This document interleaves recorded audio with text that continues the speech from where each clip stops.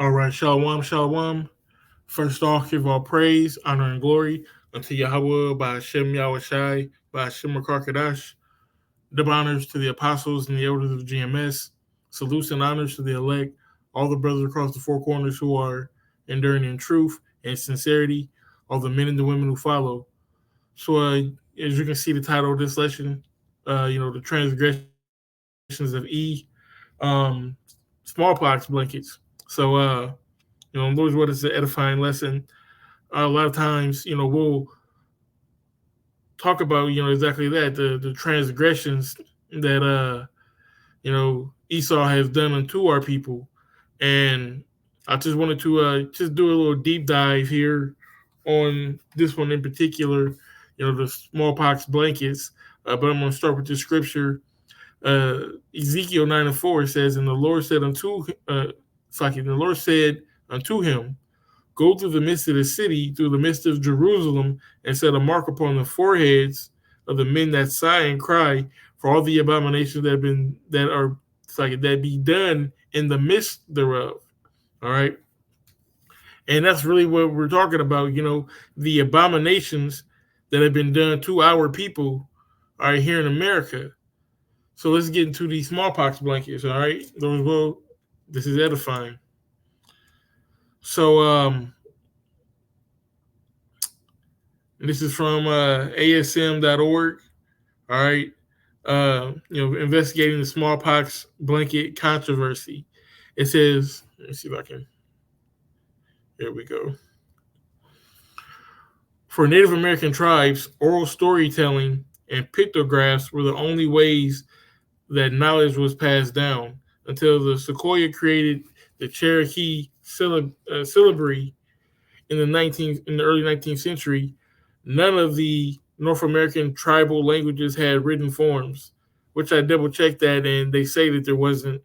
But we've seen Hebrew written on stones, on different mountainsides, and so we know what's up with that. But he's going to definitely tell you that they didn't have any writing. It says, thus, 18th and 19th century records are vastly biased toward European settlers. There are numerous accounts of intentional smallpox infections that come from native voices, but extraordinary little concrete evidence remains. Examples of gifts from white settlers preceding outbreaks occurred throughout South America and North America. Incan history includes an account of their king receiving a box of paper scraps from the Spanish that was shortly followed by a smallpox outbreak. The Ottawa tribe suffered an outbreak after receiving a gift from the French in Montreal, which with the injunction not to open the box until they arrived home.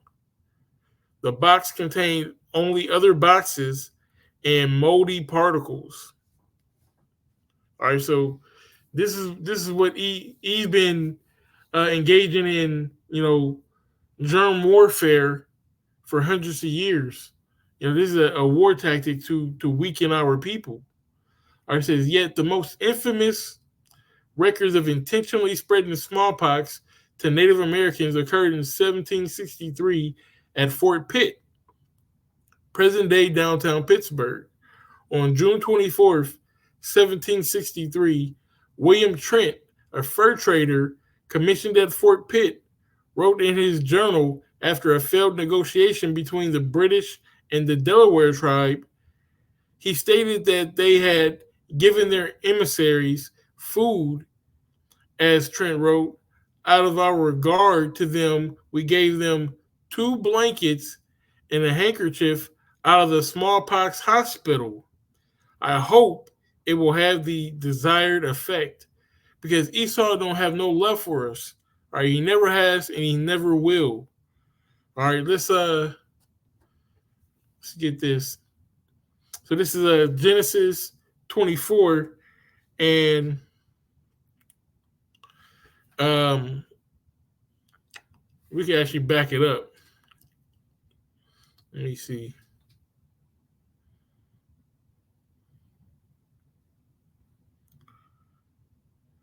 I'll start at 27 and 35. It says, and he said, thy brother came with subtlety and hath taken away thy blessing. Right, because Esau sold us the blessing.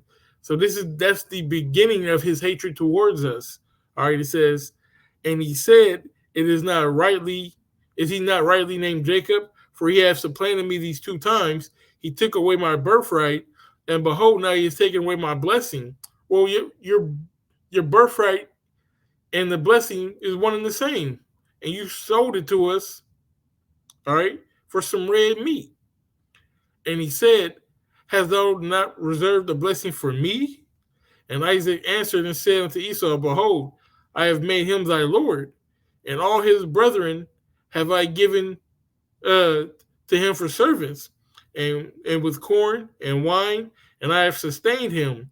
And what shall I now do unto thee, my son? And Esau said unto his father, hast thou but one blessing, my father? Bless me, even me also, O my father. And Esau lifted up his voice and wept. You know, he lifted up his voice and wept. You know, his voice started cracking. Even me. Come on, Zach. You know, you can just picture him, you know what I'm saying?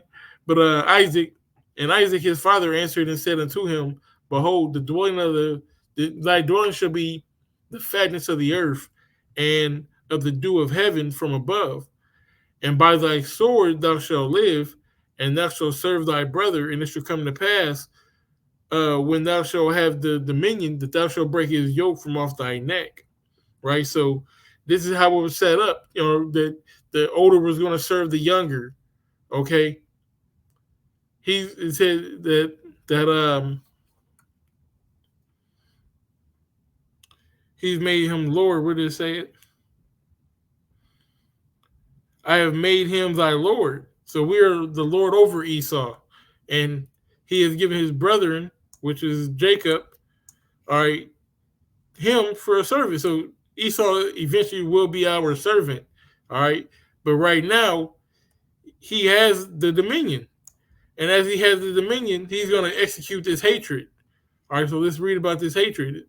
41, it says, and Esau hated Jacob because of the blessing wherewith his father blessed him.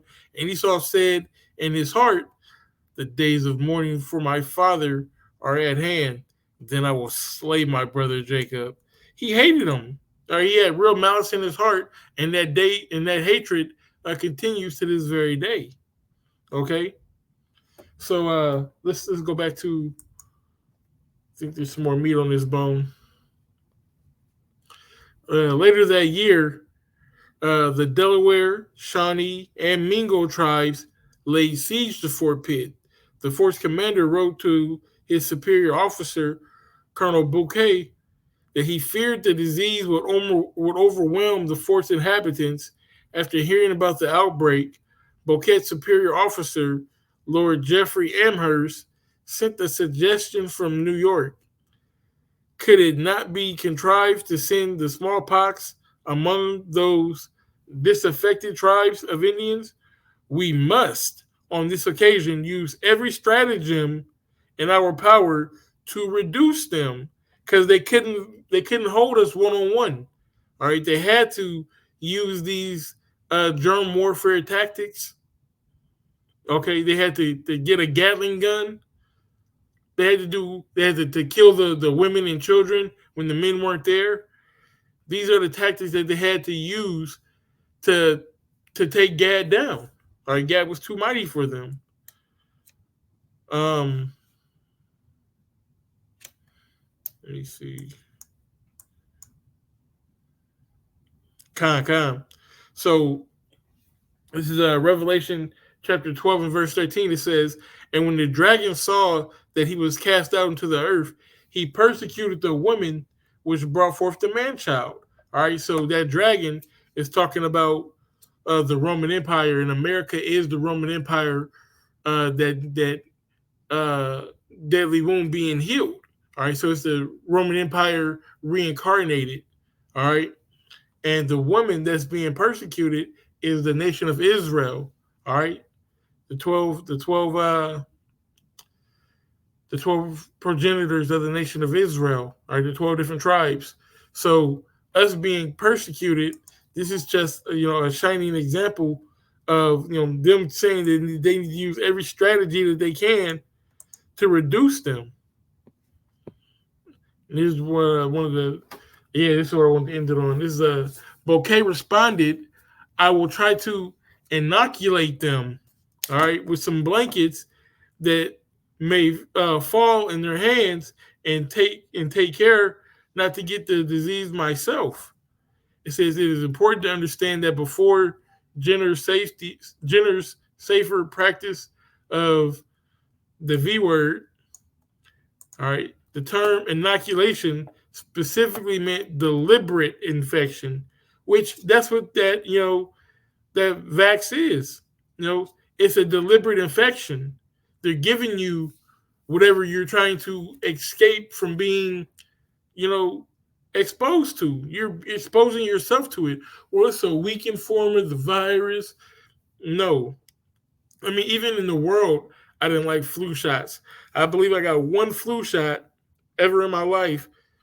It could be two, but I don't think it's more than one. Okay. And it made me sick. So I'm like, well, what the hell is the point of, getting a flu shot to avoid the flu and he's giving you the flu? So they got this right. Inoculation means to deliberately infect. All right. And that's what happened with, the CVID.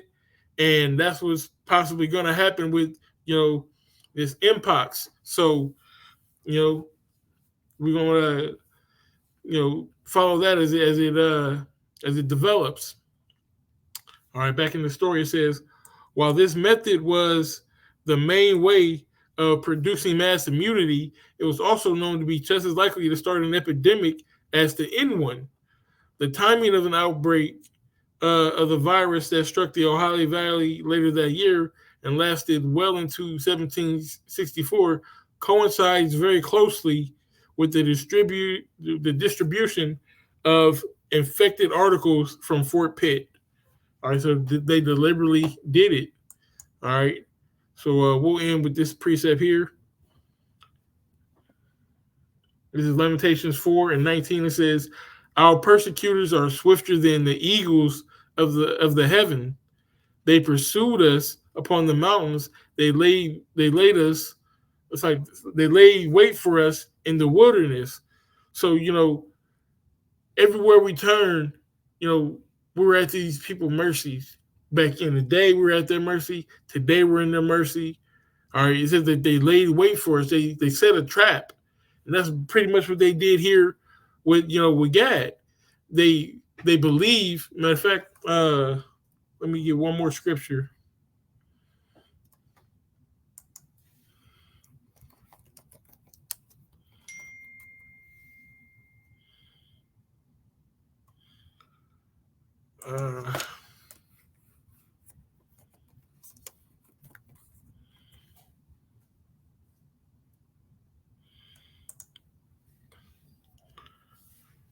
This is Psalms 55:21. It says, "The words in his mouth were smoother than butter, but war was in his heart."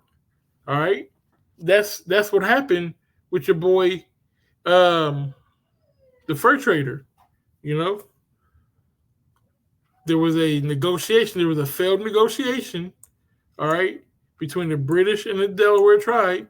So then he hoped that it had the desired effect of giving them, the smallpox blankets and the handkerchief. His words, his mouth were smoother than butter, but war was in his heart. His words were softer than oil, yet were they drawn swords. So they'll supplant you. They'll make you think that it's one thing, but no, it's a whole other thing. That's why the scriptures say to never trust thine enemy. So that's all I wanted to get with this episode. Lord's will, this was edifying, and I want to give all praise, honor, and glory unto Yahweh, by Hashem Yahushai, by Hashem Karkadash. Double honors to the apostles and the elders of GMS. Salutes and honors to the elect, all the brothers across the four corners who are enduring in truth and sincerity, all the men and women who follow. Shalom.